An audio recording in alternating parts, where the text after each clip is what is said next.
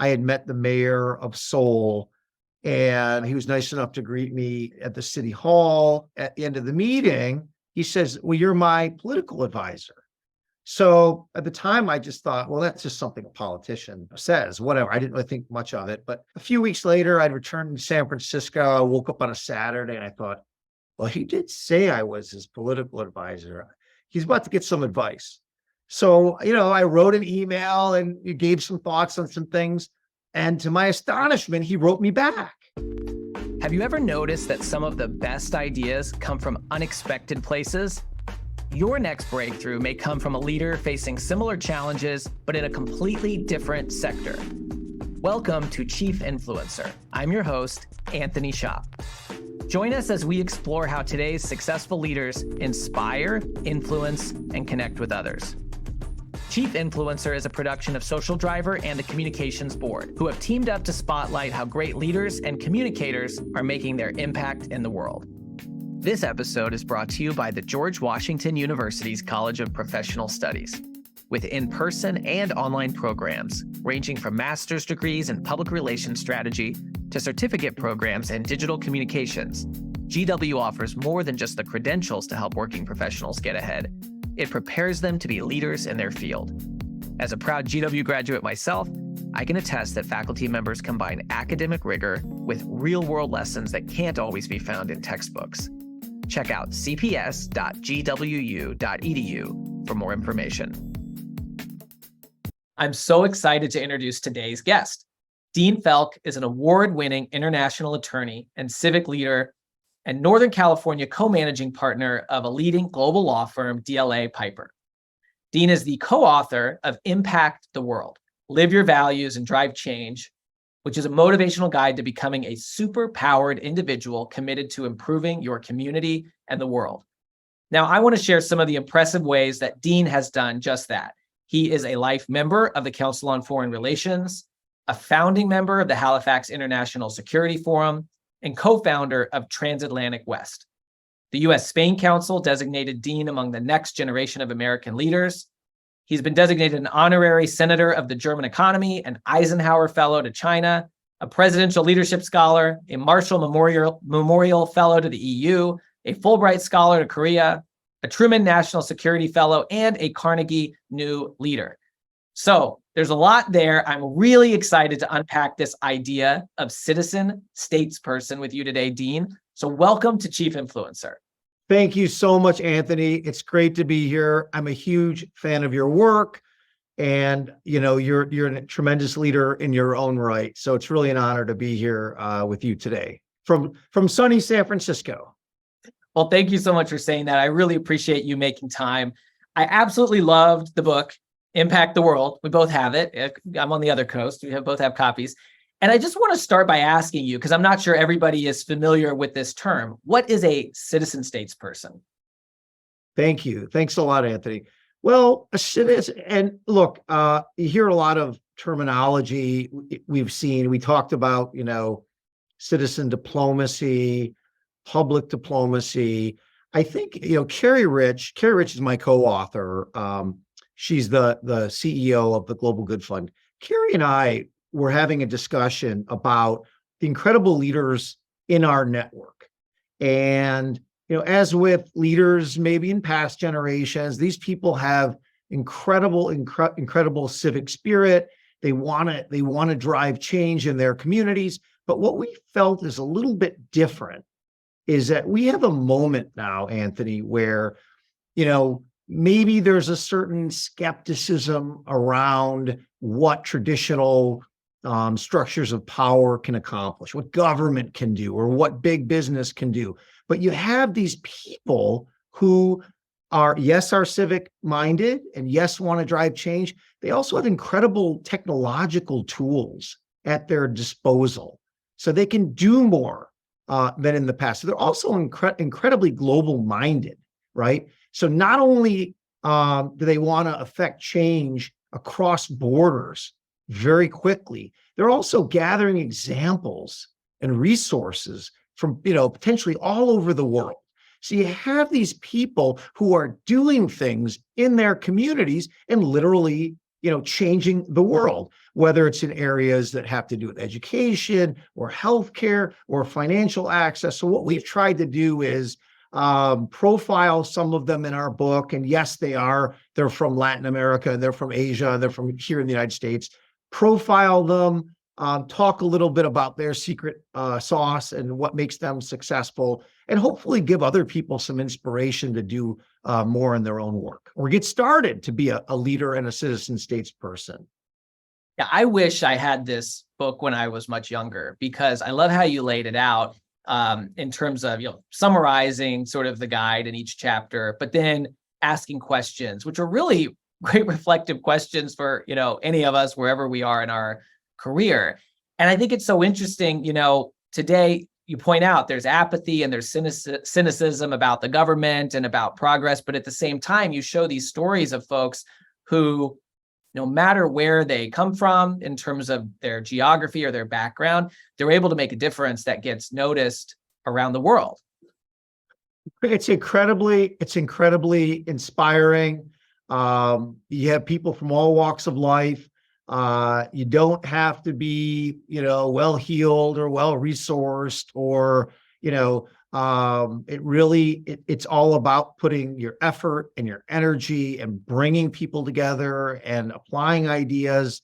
And, it's exciting to see young people do things, but you don't have to be young. It's a little bit, what's the old quote? It's never too late for a happy childhood. Well, it's never too late to, make good things happen. It's never too late to be a citizen statesperson. I love it.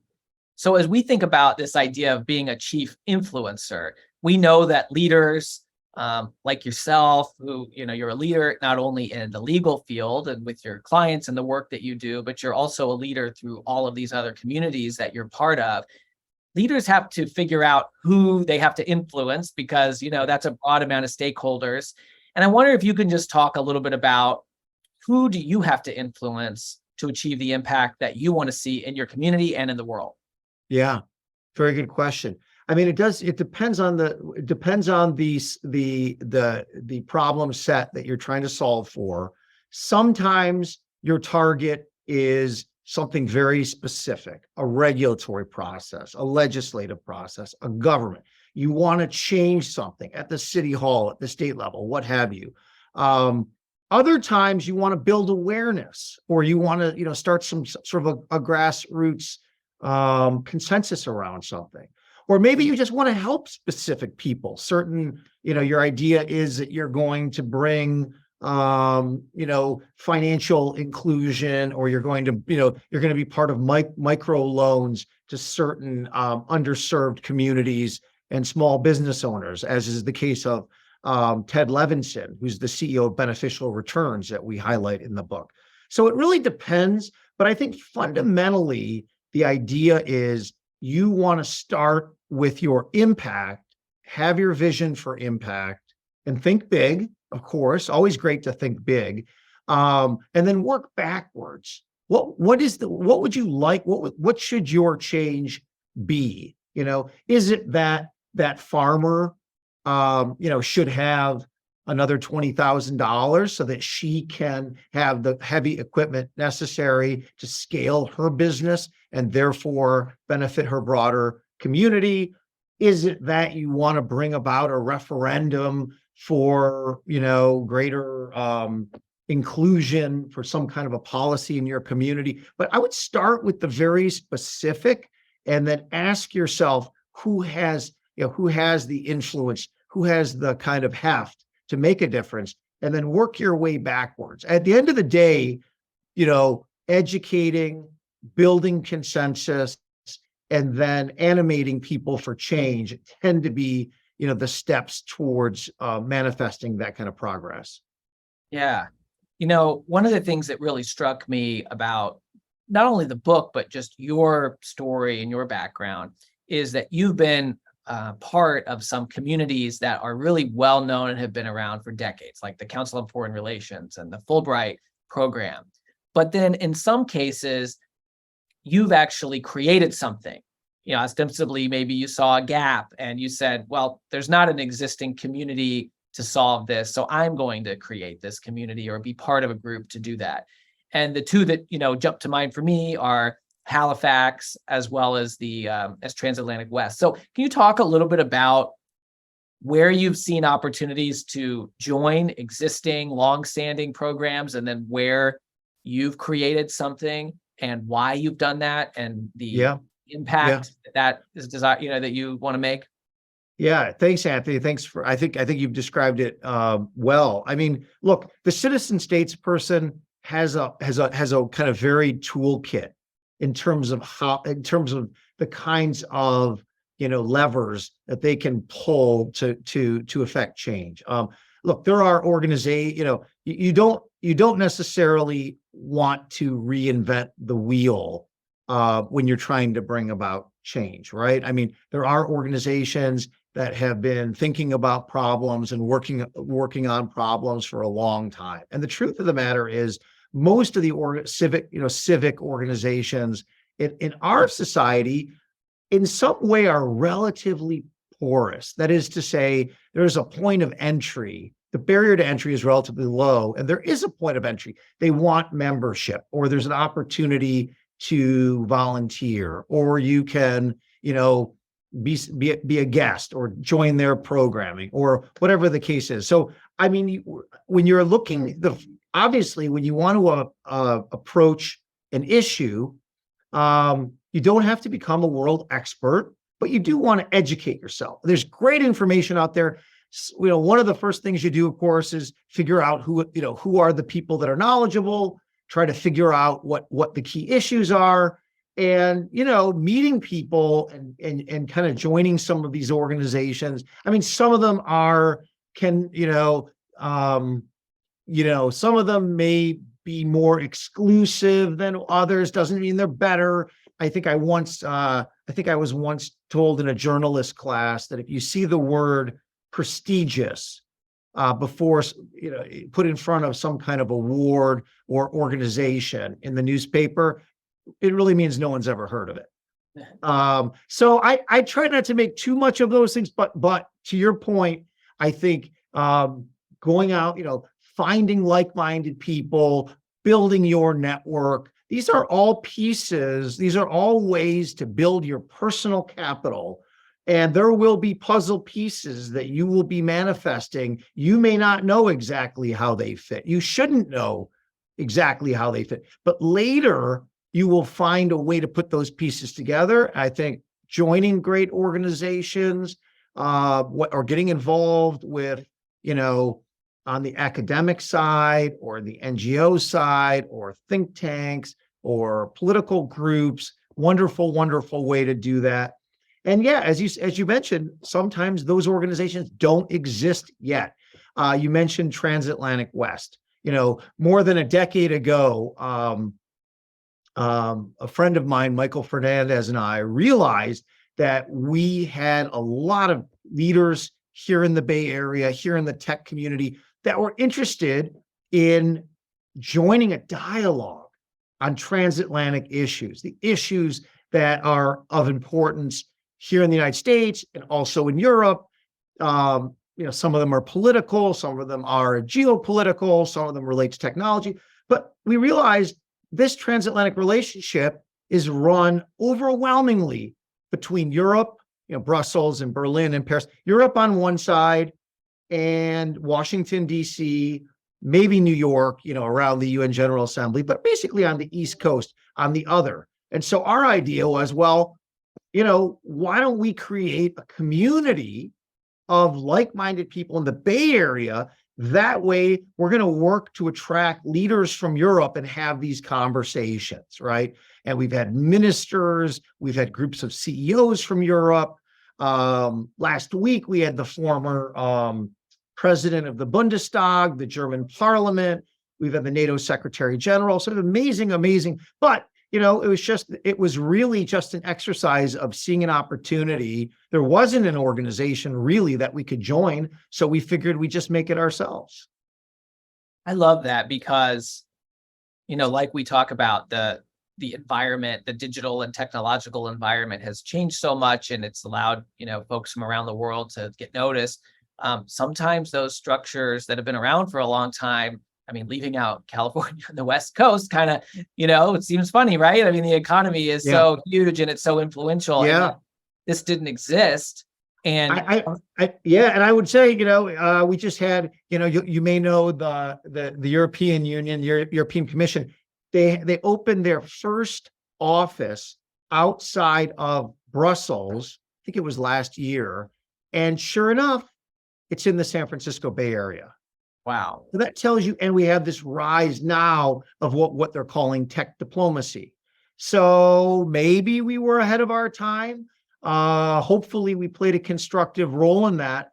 But in any case, it really, really, I think is an illustration that if you see something that you think will be constructive, it stands to reason that you will have some, like-minded folks that want to join you, and you can do some really interesting things. Love that. Now, some folks might hear this and think, I don't have the bandwidth to create an entire organization like this. And one of the things you mentioned in the book, and I was so happy to see you mention it because it's something I've been involved with for a long time, is the International Visitors Leadership Program and Global Ties. And I wanted to just talk a little bit about that because folks may not realize that there are communities out there that they could raise their hand and be part of if they want to get outside of their day job and try to make this impact globally. Yeah. IVLP, Global Ties, long-standing history of bringing people together, having leaders come to the United States, yes, to learn from us, but also to exchange information. And you're absolutely right. They are often looking for opportunity. They are looking for volunteers who are interested in having these conversations, sharing their own experiences. So like everything else, it's really a matter of raising your hand and reaching out to those organizations saying, I'm interested, I'm open-minded, I'm interested in having these conversations. I have a valuable perspective. I'm a educator, I'm an activist, I'm a business owner. You have something to share, undoubtedly. And I think it's, like I said, I think in some ways you will find that you'll make connections that will prove useful at some point in terms of partnership, or you'll just extract lessons that you can apply because, most of the kind of solutions that we see around us have been tried somewhere at some point. So it's just a way of educating and exchanging ideas. And I think those are wonderful, wonderful opportunities. You don't have to create your own organization in order to get involved in that kind of, citizen diplomacy or citizen statespersonship. And, something that I hear from leaders, sometimes experts, I'm thinking of a young entrepreneur who I just had this conversation with, is sometimes when an opportunity does come up to be part of something or have a seat at the table, folks say, well, I'm not the expert, or I don't have enough experience or expertise. And I love that you touched on, maybe imposter syndrome is part of that for some people, or, you touched on this in Impact the World, where you had some different, thoughts and strategies on this. Could you share, maybe even the sort of where you had the aha moment about that? And, do you have to be the expert? Well, first of all, I think you're right about imposter syndrome. I mean, part of life, I think we find is, don't be self-exclusionary. You are not well positioned to judge your own fitness to do things. Okay. You just need to do it. That's the first part. Okay. Don't ever be self-exclusionary. You have something valuable to bring to the table, no matter what. So that's the starting point. Look, I think most people, the type of consensus and the type of forward drive that you need to tackle most challenges in society requires more than the PhD thesis expert, right? You can be an educated person. You have lived experiences. You'll bring your experience from one area to the other. to be a solution solver. So by all means, educate yourself and spend the time. I talk a little bit in the book about the law of the other, Anthony. And, part of it is that citizen states people have a range of interests, and some of them overlap, but some of them are just different pieces of our interest set. They make us interesting people, but they're also these kind of the palette where we draw those colors from. So when I talk about the law of the other, what I really say is, in any given situation, think about what makes you a little different. Think about what is your value add in that situation. I think in my example, I said, I spent, from the early part of my career, I was interested in getting involved in politics at different levels. And I was starting to develop a career as a lawyer in kind of this in a different cross-border space. But when I went to meetings full of international lawyers, if I identified myself as just another lawyer, I felt like I'd be lost in the crowd. So in those circumstances, I would underscore the fact that I'm actually somebody who's very involved in politics and policy, become the political person in the international lawyer context. And the other side of the coin, you can guess, is, when I was Fealk at a political event, I mean, there were some, you want to be the most influential person in a political room, good luck. But you can be the person who's known as the international lawyer.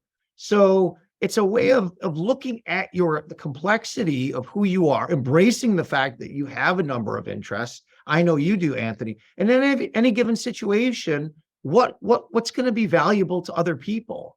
Just another one of the 100 other in the room, or something a little different? Yeah, that is such a great insight, because it means that you can lean into different facets of your personality and your expertise and your interests, because, we're all unique in that way. And something that you said in the book that resonated with me, which is, obvious, but we all need a reminder in a career-driven world, is you are not your job. Right. And you talked about personal branding, and that, it's not all about sort of your day job as your identity. Can you talk about that a little bit more? Yeah. I mean, also, I think in a very healthy way, people are generally having more eclectic careers. And that is something, even I think more so among the kinds of people that we highlight in the book. And, some people have a career these days. They will be, they'll have a career that spans the private sector. They'll be in government. They'll do volunteer work. They may do things in academia. And oh, by the way, they may have a side hustle. They may be doing things, you're not chief influencer all day, every day, right? You run an organization, you sit on boards, you do all of these things. So these are all parts of who we are. Let's not define ourselves narrowly. And I think this is something that I am learning from this newer generation of citizen states people. Going back to this idea of being the expert in the room, one of the things that I really liked, I think it's great advice for everyone, is, if you find yourself in a setting where you're not the expert, being a great listener and synthesizing what you learned from the conversation and just repeating that back can be a huge value add, because all the other experts are coming at it from their perspective. And if you can synthesize and recap what happened, that can be one of the most valuable outcomes from that conversation. Yeah. And look, great listening is a skill. It's a lost art. And let's just say it. And it's a skill that needs to be practiced, like any skill. And, even people who are steeped in a particular topic, maybe they are one of the top experts. If they're not, assuming that they're not too narcissistic to learn something new, they value from a fresh set of eyes.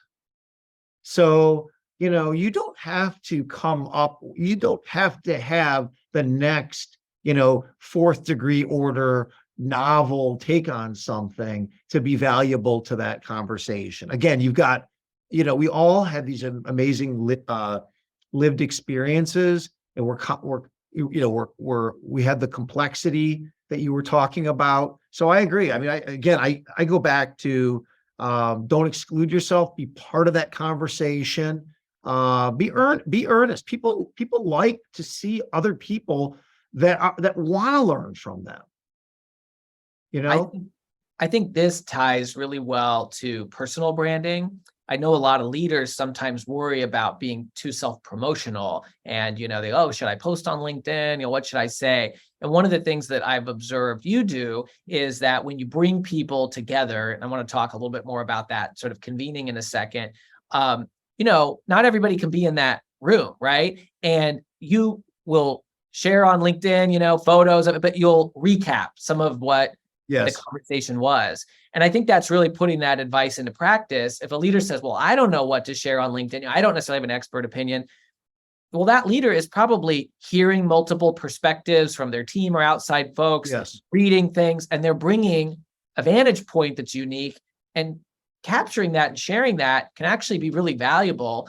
And in your case, you have a global network. When you share about that meeting that Transatlantic West has in San Francisco, you have folks all over the world that you've connected with through Fulbright and Eisenhower, et cetera, who get to see that, and they get a window into that conversation that they could never be there and be part of.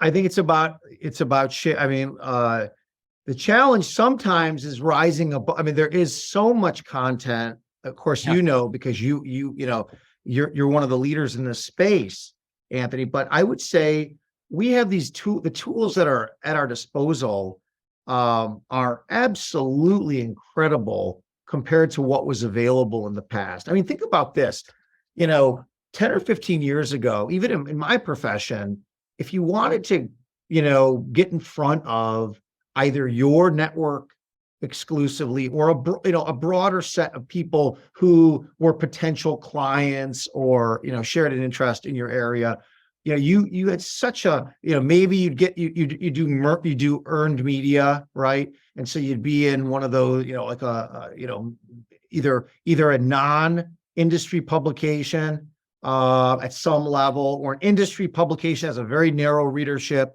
And on any given day, someone may or may not read it or miss your article or whatever, or, it was like actual paper, and it probably lined a bird cage somewhere. But now you can actually put an image right out there and attach some content to it that may be of interest to people. And then it goes out to people who actually know you, are interested in what you're doing. And then maybe also another layer of people, in my case, another layer of people that, okay, they may not know me well, but they've met me at a conference or somewhere, and they might say, oh, that's interesting. And I've had people reach out. I've had people that I haven't had direct communication with for a decade reach out to me and say, oh, I saw you did such and such. I would love to talk to you about, I'd love to get involved, or I love what you're doing or something. And then we started, collaborating on something. I mean, how could we have done that? 20 years, couldn't have. So, so I think the tools are obviously the same. And this better than I do because of your organizations. But it's not one formula. It's not one size fits all in terms of the kind of public visibility you may or may not want. Some people, want to be much lower profile for various reasons. In my case, I would love to reach folks that are potentially able to help, potentially want to get involved, might have an interest in what we're doing. So in my case, being able to stay in touch with whatever the number is, thousands of people, is very, very useful. And I know there's, been a lot, in sociology written about how many close relationships you can actually maintain, how many second tier, how many third tier. But the truth is, you can have a constructive connection with tens of thousands of people. That is really, if not more, but that's probably, for what I'm trying to accomplish, those are pretty good numbers. Yeah, great numbers. And I think, when you look at your presence on LinkedIn as an example, I mean, you do have a very large number of people, thousands, maybe tens of thousands, who are seeing the impact that you're making. And one of the ways you make that impact is through convening. I mean, we can call you a chief influencer, we can call you a citizen If states. you insist, We have to call you a master convener, because one of the things that you do so well is that you find ways to connect the dots and bring people together. And I think that that's and that might be getting 10 or 20 or 50 of the right people together, or two Yep. of the right people Yep. together in some cases. Can you maybe just share a story where you've done that? I know, through your time that you spent in Korea, you were Yeah. able to make a connection. Maybe that's a good place to start. Yeah, yeah. And let me just say that more broadly that you develop a track record.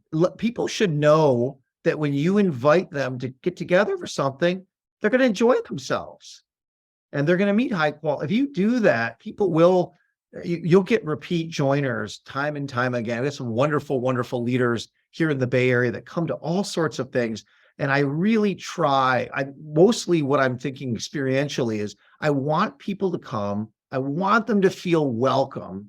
I want them to have fun, not boring, fun. Actually have a glass of wine if that's the case, and and learn something and pay them the compliment that they are big thinkers, because in our daily work, very few of us are going to spend our time working on big issues, right? But we are big thinkers and we want to be part of something bigger. So I do try to do that. Korea, I've had a 30-year history with Korea, dating back to time when I was a graduate student in Korea. I had an organization through Eisenhower Fellowships. I had met the mayor of Seoul, and he was nice enough to greet me at the city hall. And he made a comment to me that at the end of the meeting, he says, "Well, you're my political advisor." So at the time, I just thought, well, that's just something a politician, says, whatever. I didn't really think much of it. But, a few weeks later, I'd returned to San Francisco. I woke up on a Saturday and I thought, well, he did say I was his political advisor. He's about to get some advice. So, I wrote an email and gave some thoughts on some things. And to my astonishment, he wrote me back, and so we start exchanging these emails on all sorts of things. And it was incredible. And then fast forward a couple months, I had heard that he was coming to San Francisco. So I think we had a sister city relationship, or do have a relationship, and it was an anniversary. So he was going to be here. I asked him, how would you like me to put together a CEO roundtable where we can talk about various issues? And we ended up having this wonderful, wonderful conversation, leaders from the Bay Area, the mayor of Seoul, and talking about, shared values, shared projects, and all the interesting things that are going on in that dynamic modern city, and the kind of things that are happening in San Francisco. So that's just an example. I mean, there was no reason for me to be a host to that kind of event as opposed to somebody else. But if that is the mindset, then those are the kinds of things that you can really do. I think it goes to show with this whole concept of, citizen, statesperson.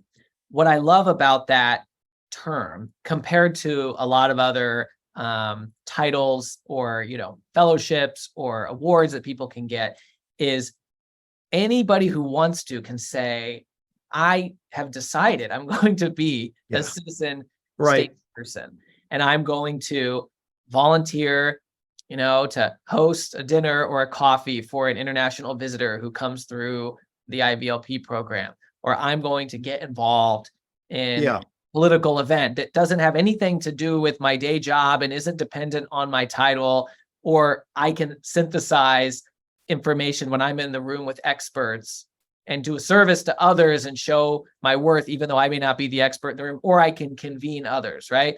And so all these examples that you've shared, you can give yourself that own label in today's world and then lean into it. And that creates these opportunities, not only for you as a leader, but this ripple effect that makes an impact on other people in your community and beyond. Yeah, I love that. And that's very well articulated. And we need more, you get the democracy you deserve in some ways. We need more people to be involved in society, to contribute. Yes, it's important that we have effective government and people in politics. And in the book, we don't rule like this.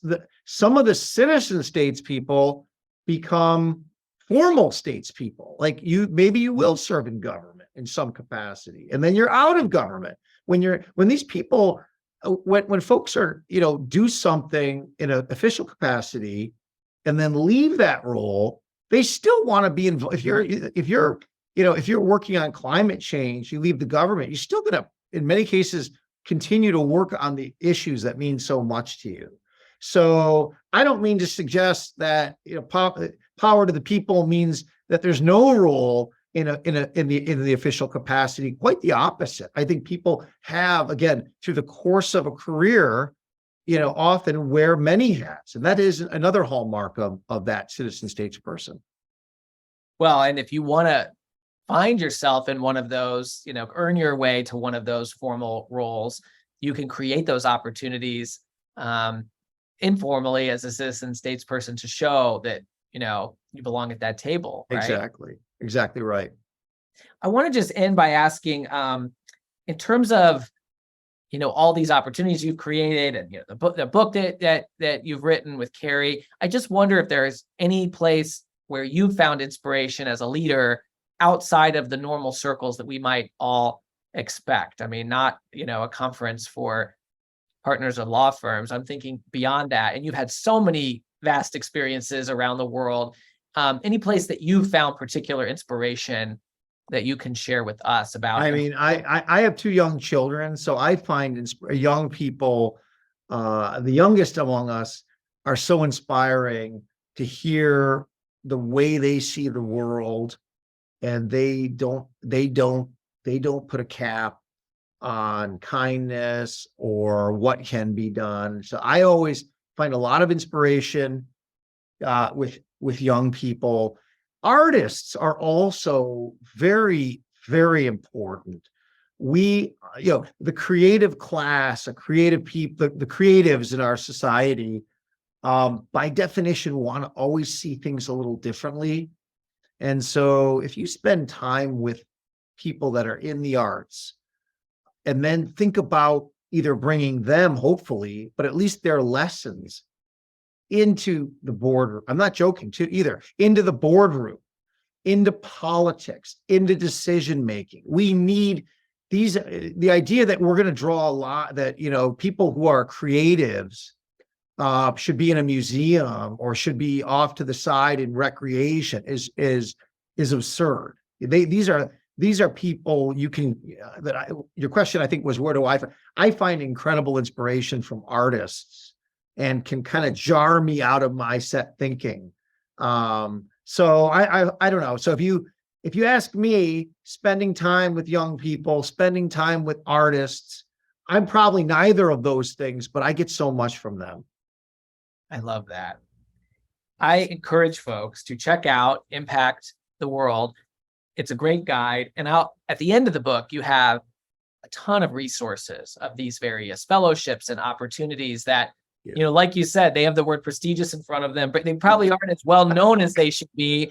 And, I owe to you the Eisenhower Fellowship that I participated in China, thanks to you. Oh, thank you for your leadership and nominating me. So definitely check that out. And then for folks who want to find out more about you and follow the wonderful work you're doing, they can follow Dean Fealk on LinkedIn. And is there any place else that they should go or look if they want to connect with you? Amazon for the book, LinkedIn. I'm easy to find. If you Google, I have a fairly unique name, so I'm easy to find, and anybody can email me, and I'm always welcoming of people who have great energy and great ideas, and let me know how I can be helpful. Awesome. Well, thank you so much for being with us today. Thank you, Anthony. I really enjoyed it. Thank you for joining us for another episode of Chief Influencer, a production of Social Driver and the Communications Board. If you know a leader who should be featured as a Chief Influencer, please nominate them at chiefinfluencer.org. For show notes and more, visit us at chiefinfluencer.org or follow Chief Influencer on LinkedIn. Until next time.